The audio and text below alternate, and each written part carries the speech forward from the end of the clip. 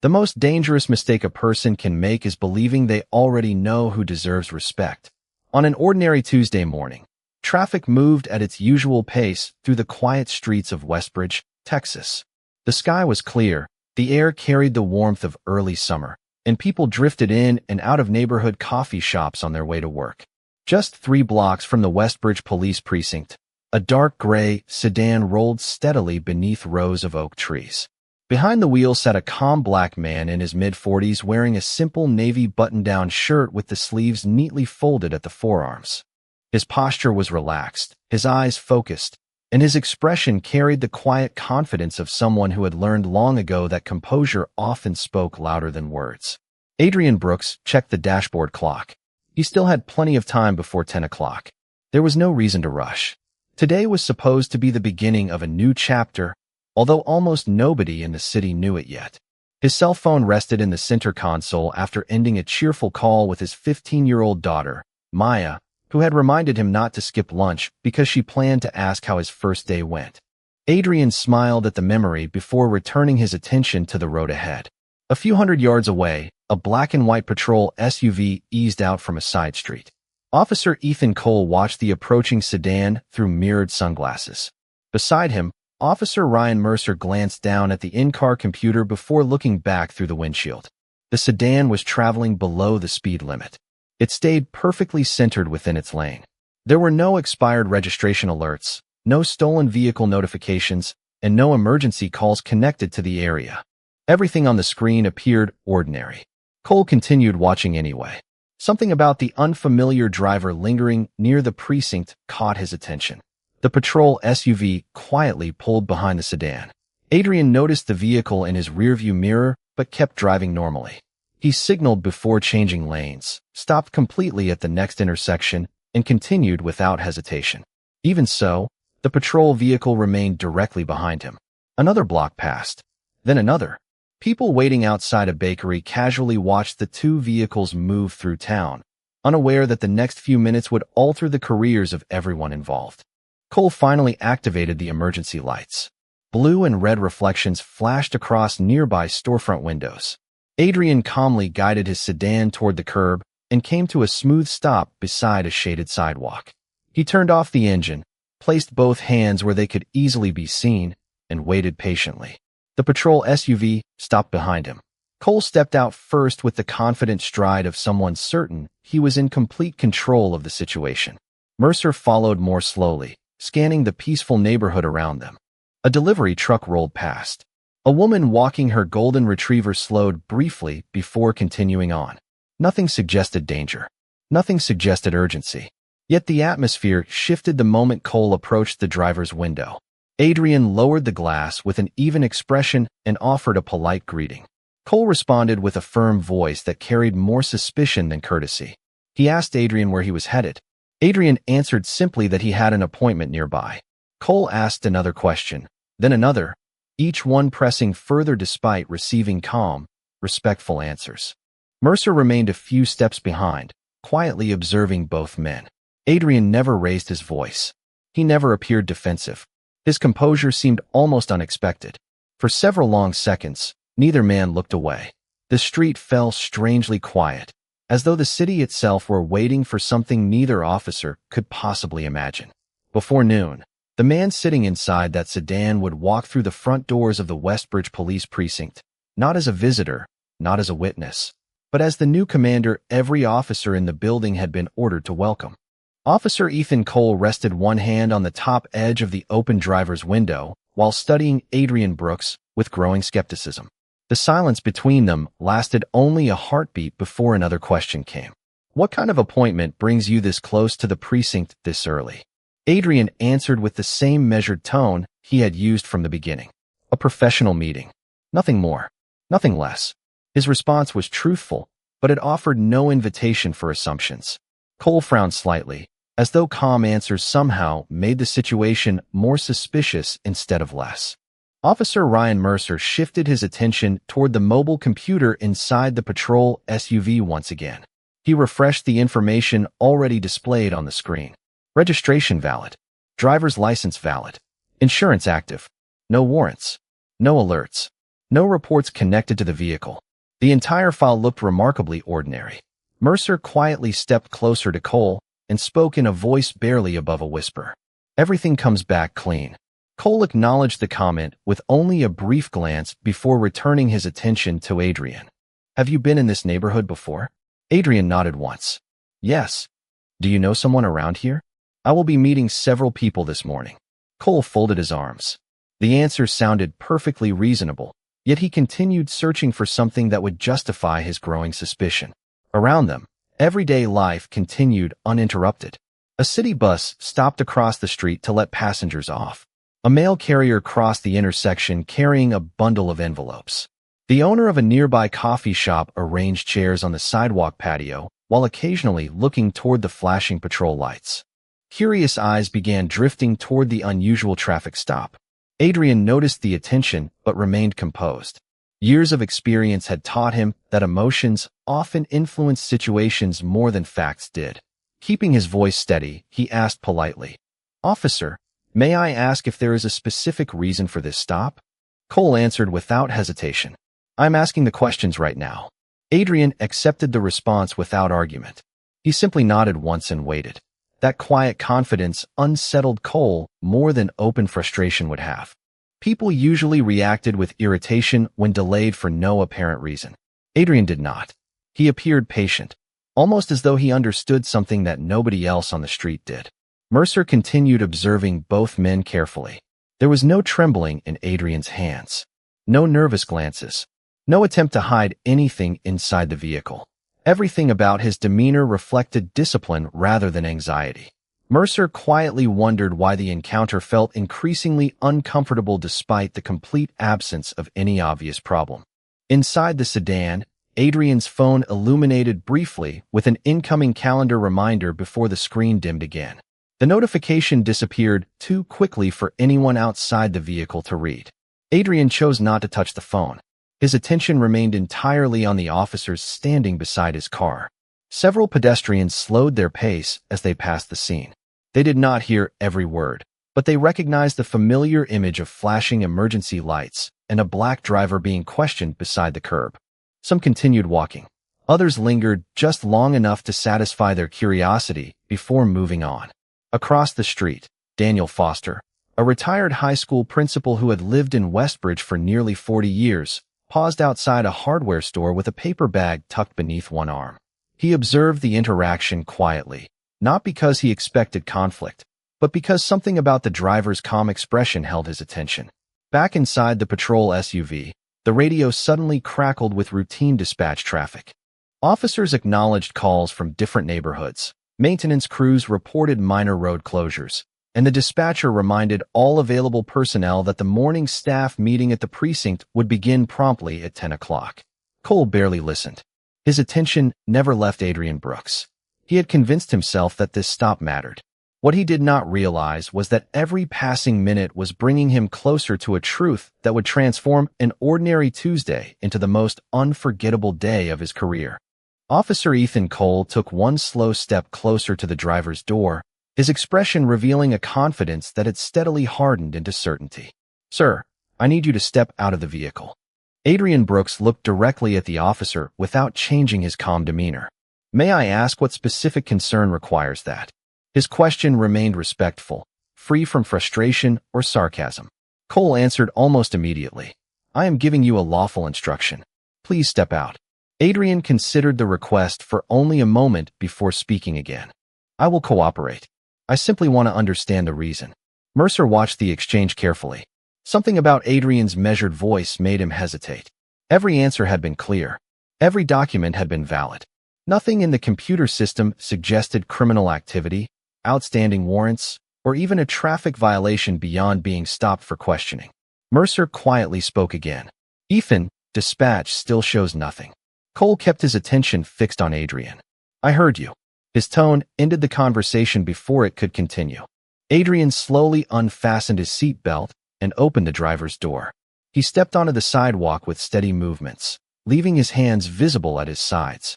The warm Texas breeze lightly moved the branches overhead, while passing traffic continued only a few yards away. Several pedestrians noticed the scene, but continued walking after a brief glance.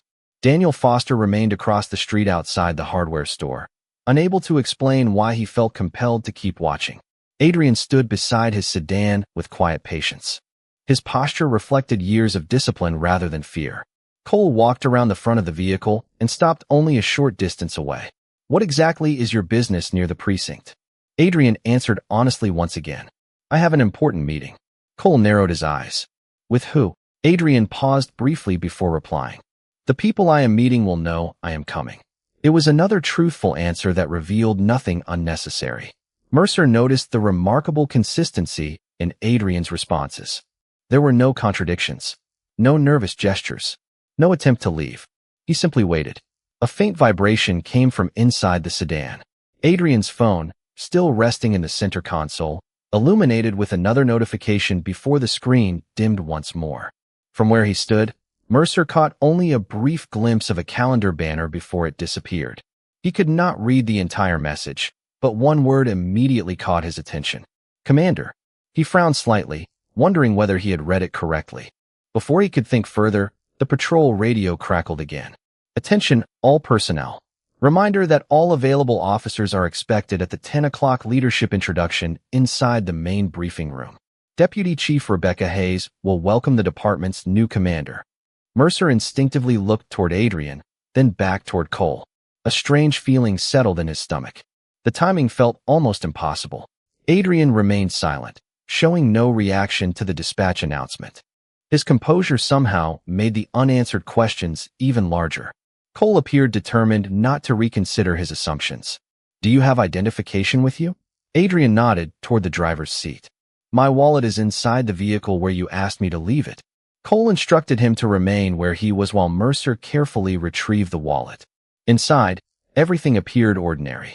A Texas driver's license, credit cards, family photographs. No unusual documents. Mercer handed the license to Cole, who studied it closely. The name read Adrian Brooks. The address belonged to a quiet neighborhood less than 15 minutes away. Nothing about the license explained why Mercer could not shake the image of that calendar reminder.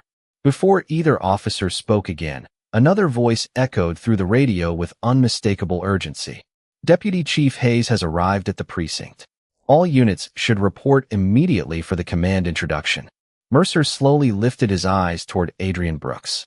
For the first time since the stop began, he wondered whether the man standing calmly beside the sedan knew something that everyone else had completely overlooked.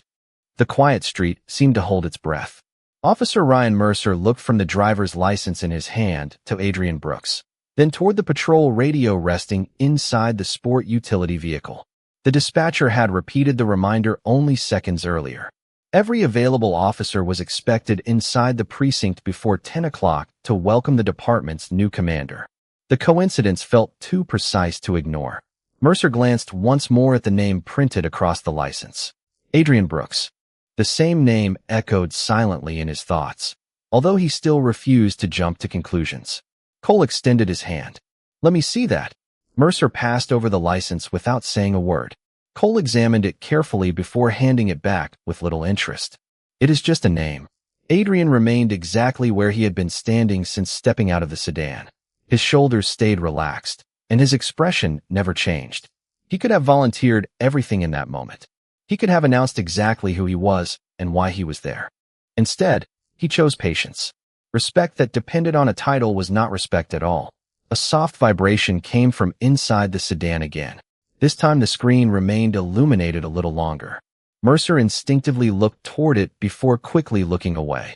Even from several feet back, he could clearly read part of the notification. Commander introduction. 10 o'clock. Westbridge Police Precinct. His heartbeat quickened. He slowly turned toward Cole. "Ethan." Cole continued watching Adrian without responding. Mercer lowered his voice. "I think you should take another look." Cole frowned. "At what?" Mercer nodded toward the vehicle. "The calendar notification." Cole dismissed the suggestion with a slight shake of his head. Calendar reminders do not prove anything. Adrian listened quietly, neither confirming nor denying what Mercer had seen. Daniel Foster remained across the street, sensing the atmosphere changing in a way he could not fully explain. Even passing motorists seemed to slow as they noticed the unusual stillness surrounding the patrol vehicle. There was no shouting, no panic, only a growing tension carried by unanswered questions. The patrol radio suddenly came alive once again. Attention, all personnel. Deputy Chief Rebecca Hayes has departed the precinct to locate Commander Adrian Brooks after being unable to reach him by telephone. Any unit with relevant information should respond immediately. Mercer felt every word land with unmistakable weight. His eyes widened as he looked back toward Adrian. Cole remained silent for the first time since the stop had begun. The radio continued. Commander Brooks was expected to arrive several minutes ago for today's leadership introduction. The air felt noticeably heavier. Mercer swallowed slowly before speaking in almost a whisper. Ethan, his name. Cole stared at Adrian's driver's license once more. Adrian Brooks. Then he looked toward the quiet man standing beside the sedan. Adrian met his eyes with the same calm expression he had carried from the very beginning. There was no satisfaction, no anger, no attempt to embarrass anyone, only steady patience. In the distance, another unmarked department vehicle turned onto the street and approached at a measured speed. Its dark windows reflected the bright Texas sunlight as it pulled closer to the curb. Daniel Foster removed his cap, instinctively sensing that something important was about to unfold. Mercer stepped back one pace, his confidence replaced by uncertainty. Cole stood perfectly still, trying to reconcile every assumption he had made during the past several minutes with the reality now unfolding before him. The unmarked vehicle came to a gentle stop only a few yards away. The driver's door opened. Deputy Chief Rebecca Hayes stepped onto the sidewalk, looked once toward the patrol SUV, then toward Adrian Brooks. Her expression changed instantly. She did not hesitate for even a second before walking directly toward the scene. Deputy Chief Rebecca Hayes stopped only a few feet from Adrian Brooks before offering a respectful nod that instantly transformed the atmosphere on the quiet street. "Commander Brooks," she said with calm professionalism, "we have been expecting you." The words seemed to echo far beyond the sidewalk. Officer Ryan Mercer lowered his eyes for a brief moment as every unanswered question suddenly found its answer. Officer Ethan Cole remained motionless, his confidence replaced by complete disbelief. He looked from Adrian to the deputy chief and then back again, searching for some explanation that would allow the last several minutes to make sense. There was none. Adrian acknowledged Rebecca Hayes with a courteous smile. "Good morning, Deputy Chief. I apologize for arriving a little later than planned." His voice carried no resentment, no accusation, no satisfaction, only quiet dignity. Rebecca glanced toward the patrol vehicle before returning her attention to Adrian. "We were concerned when you did not answer your telephone. I came to make sure everything was all right." Adrian nodded gently. "Everything is fine. There was an unexpected delay." Those simple words carried far more grace than anyone standing nearby expected. Daniel Foster watched from across the street, slowly removing his glasses as realization settled over him. A few pedestrians who had paused out of curiosity now exchanged silent looks, understanding that they had just witnessed a moment that would be remembered long after the flashing patrol lights disappeared. Cole finally found his voice. "Commander?" The single word sounded almost foreign as it left his mouth. Rebecca turned toward him with measured composure. "Yes, Officer Cole. This is Commander Adrian Brooks, your new commanding officer." Silence followed. Even the passing traffic seemed distant. Mercer quietly stepped backward, recognizing that the man he had questioned only minutes earlier had never once relied upon his title to demand different treatment. Adrian simply stood where he was, hands relaxed at his sides, making no effort to increase anyone's discomfort. Rebecca noticed the driver's license still resting in Cole's hand. "May I have that, please?" Cole immediately returned it. She handed it back to Adrian with both hands, an unmistakable gesture of professional respect. Adrian accepted it with a simple "thank you." No lecture followed, no dramatic speech. The restraint itself became the most powerful statement. Rebecca then looked at both officers. "The department leadership meeting has been delayed. Commander Brooks will join us as soon as he is ready." Mercer nodded quietly. Cole remained unable to speak. His thoughts replayed every question he had asked, every assumption he had made, and every opportunity he had ignored to reconsider the situation. Adrian looked at both officers with calm, steady eyes. "Gentlemen, I understand that every officer has a responsibility to protect the community. That responsibility also includes treating every person with fairness before conclusions are reached." His words were delivered without anger, making them even more difficult to forget. Mercer listened carefully, recognizing that respect did not become important only after learning someone's position. It should have been there from the very first greeting.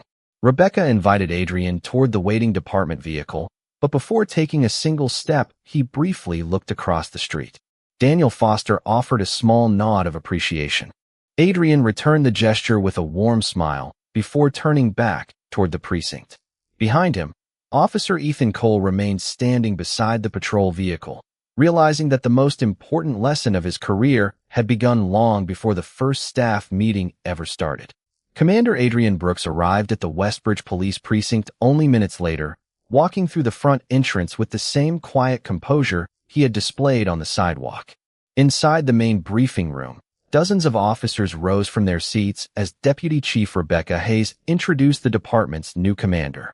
Some faces reflected excitement. Others showed curiosity. Only Officer Ethan Cole and Officer Ryan Mercer understood how different this introduction truly felt.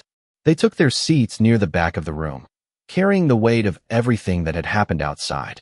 Adrian stood at the front beside the American flag and waited until the room became completely silent. He looked across every uniform with calm, deliberate attention before speaking. "Thank you for your welcome. Every police department has policies. Every officer has authority. But the strongest department is built on something that cannot be written into a manual. It is built on trust." His voice remained steady, never rising, never attempting to impress through volume. Every sentence sounded intentional. Trust begins long before anyone learns a person's profession, rank, or title. It begins with the first conversation, the first question, the first assumption. Cole lowered his eyes toward the floor. Mercer listened without moving. Adrian continued. "This morning reminded me that every interaction carries consequences beyond what we can immediately see. Every citizen deserves professionalism because they are a person, not because they later turn out to be someone important." No one in the room spoke. The silence reflected reflection rather than fear. Deputy Chief Hayes quietly observed the officers as Adrian paused for several seconds. "Effective immediately," he continued. "I have requested that the body camera recordings and patrol vehicle footage from this morning be preserved according to department policy. This is not about punishment. It is about learning from facts instead of assumptions." Cole slowly looked up. Adrian met his eyes only briefly before continuing his remarks to the entire room. There was no attempt to single him out publicly. "Our responsibility is not only enforcing the law. Our responsibility is earning public confidence every single day. The community notices how we speak before they remember what we say." Daniel Foster, who had later accepted an invitation to attend the public portion of the introduction as a longtime community volunteer, stood quietly near the back of the room. Hearing those words, he smiled almost imperceptibly. They reflected exactly what he had hoped policing could become. Adrian then outlined his priorities for the department. Transparent leadership, consistent accountability, community partnerships, fair treatment during every encounter regardless of appearance, neighborhood, occupation, or background. Each principle sounded practical rather than political. Officers throughout the room began taking notes. Mercer found himself writing every point. Cole remained still, listening more carefully than he ever had during a command presentation. Adrian closed his remarks with a sentence that lingered in the room long after he finished speaking. "The badge introduces our profession. Our character introduces who we really are." The officers responded with respectful applause. It was not loud or dramatic. It was sincere. As the meeting concluded, Adrian stepped away from the podium and quietly greeted officers one by one with the same courtesy he had shown before anyone knew his position. Mercer approached first and thanked him for his professionalism. Adrian simply nodded and shook his hand. A few moments later, Cole remained standing alone near the back of the room, knowing that the next conversation between them would become the most important conversation of his entire career. Officer Ethan Cole remained near the back of the briefing room long after most of the officers had filtered into the hallway. Conversations resumed throughout the building. Chairs slid back beneath tables, and radios once again carried the steady rhythm of another workday. Yet for Cole, time seemed to move more slowly. Every moment from that morning replayed with uncomfortable clarity. He remembered the first question he had asked. He remembered dismissing Ryan Mercer's quiet concerns. Most of all, he remembered looking directly at Adrian Brooks without ever truly seeing the person standing in front of him. Ryan approached cautiously and stopped beside him. "You all right?" Cole gave a slow nod before quietly answering. "No, I thought I knew what I was looking at." Mercer folded his notebook beneath one arm. "I should have spoken up sooner." Cole looked toward the conference room door. "You tried." Neither officer spoke again for several seconds. Down the hallway, Commander Brooks greeted administrative staff with the same calm smile he had shown everyone else. There was nothing forced about his kindness.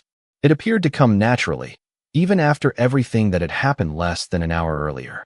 Deputy Chief Rebecca Hayes noticed Cole standing alone and walked toward him. Her expression remained professional but thoughtful. "Commander Brooks would like to speak with both of you in his office." Cole felt his stomach tighten. Mercer quietly nodded, and together they followed her through the hallway. The command office overlooked the front parking lot where the morning traffic stop had begun. Sunlight filled the room through wide windows. Adrian stood beside a bookshelf reviewing several personnel files before looking up with a welcoming expression. "Please come in." His tone sounded exactly as calm as it had on the sidewalk. He invited both officers to sit before taking a chair across from them instead of behind his desk. The choice immediately changed the atmosphere from confrontation to conversation. Adrian rested his hands lightly on the table. "I appreciate both of you coming." Cole spoke first. "Commander, I owe you an apology." Adrian listened without interrupting. Cole continued slowly, choosing each word carefully. "I allowed my assumptions to guide my decisions. I did not give you the same respect I would expect someone to give me. I cannot change what happened this morning, but I take responsibility for my part in it." The room became completely quiet. Adrian nodded once. "Thank you for saying that."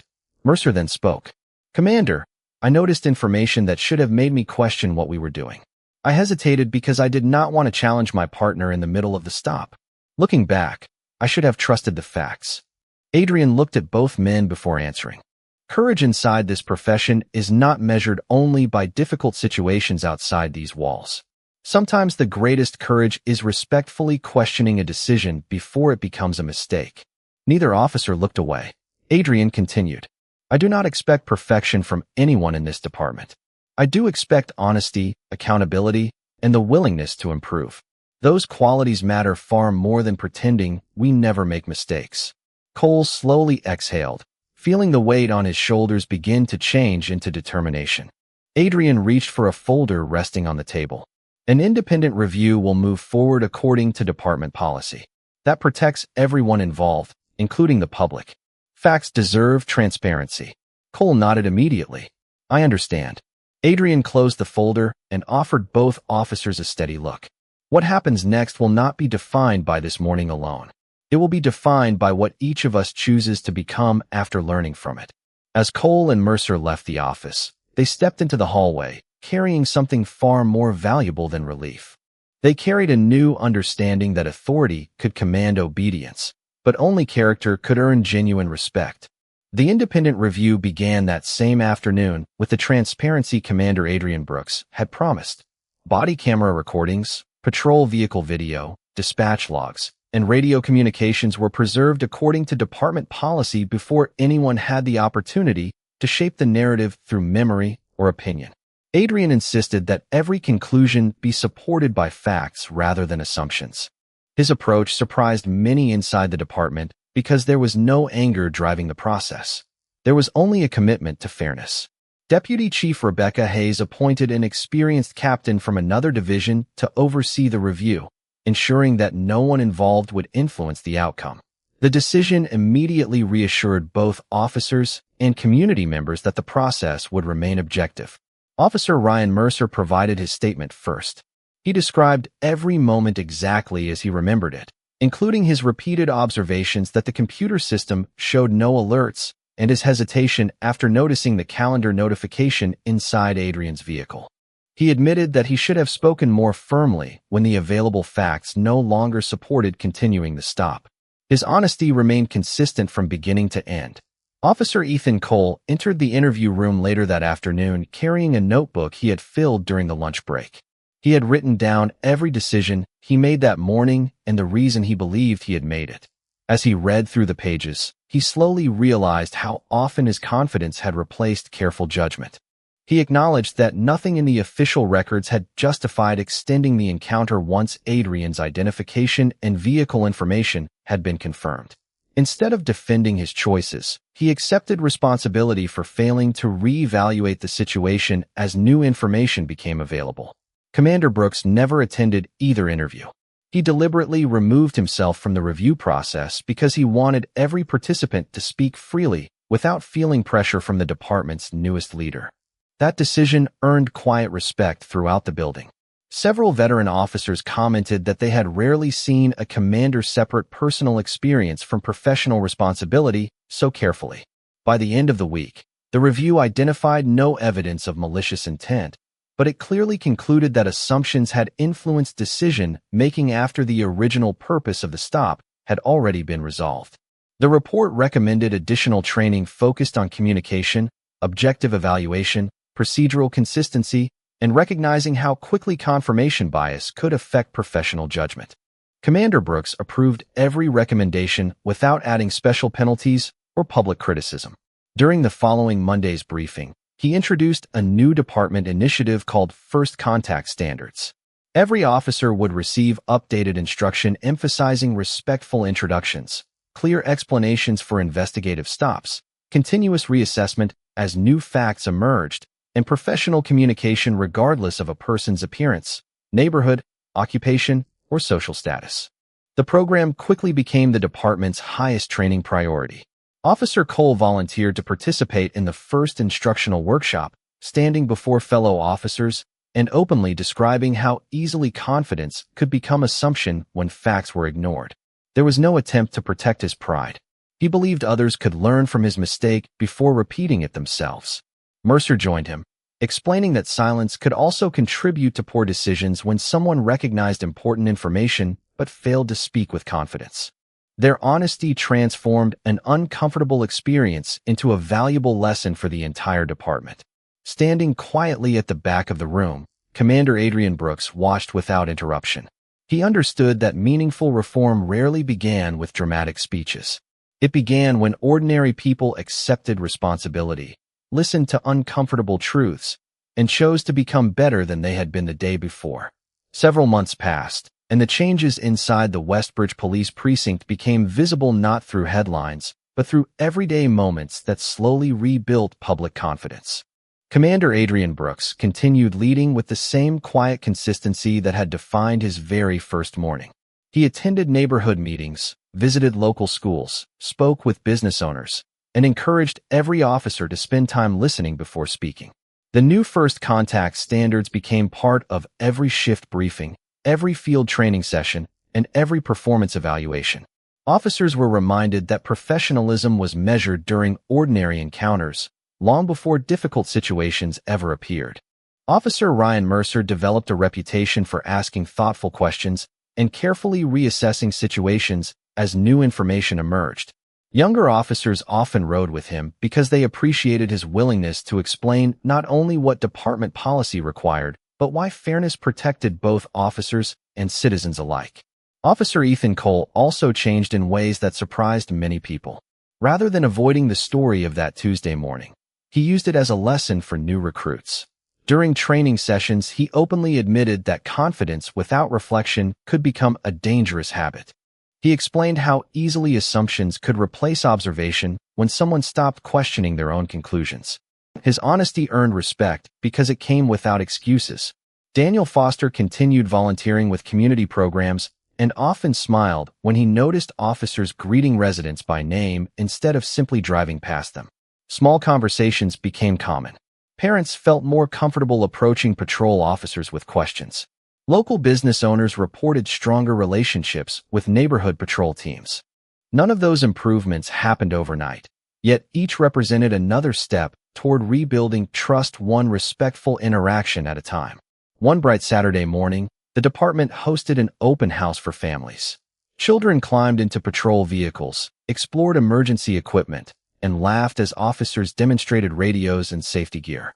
Maya Brooks walked beside her father through the parking lot, watching officers speak with residents under large white tents. She looked up at Adrian with a thoughtful smile. "Is this what you hoped your first day would become?" Adrian paused before answering. "Not exactly." Maya raised an eyebrow. Adrian continued. "I hope people would leave feeling respected. Sometimes the road to that goal begins in ways nobody expects." Nearby, Officer Cole was helping a young boy sit inside a patrol vehicle for a photograph while patiently answering questions about community service. Mercer stood only a few feet away, greeting families as they arrived. Both officers noticed Adrian and Maya walking through the event. Cole offered a respectful nod. Adrian returned it with a warm smile. No additional words were necessary because the most important conversation between them had already taken place months earlier. As the afternoon sun settled across the station parking lot, the American flag moved gently in the Texas breeze above the building where so much had changed. Commander Adrian Brooks quietly looked across the gathering of officers and neighbors, sharing laughter instead of suspicion, conversation instead of misunderstanding, and partnership instead of distance. He understood that trust would always require daily effort. It could never be demanded by a badge or guaranteed by a title. It had to be earned one encounter at a time. The lesson that began beside a quiet curb on an ordinary Tuesday morning had grown into something much larger than a single mistake. It became a reminder that people reveal their true character long before anyone learns their position, and that the strongest form of justice is not found in revenge, but in choosing to build a future where every person is treated with dignity before their name, their profession, or their authority is ever known.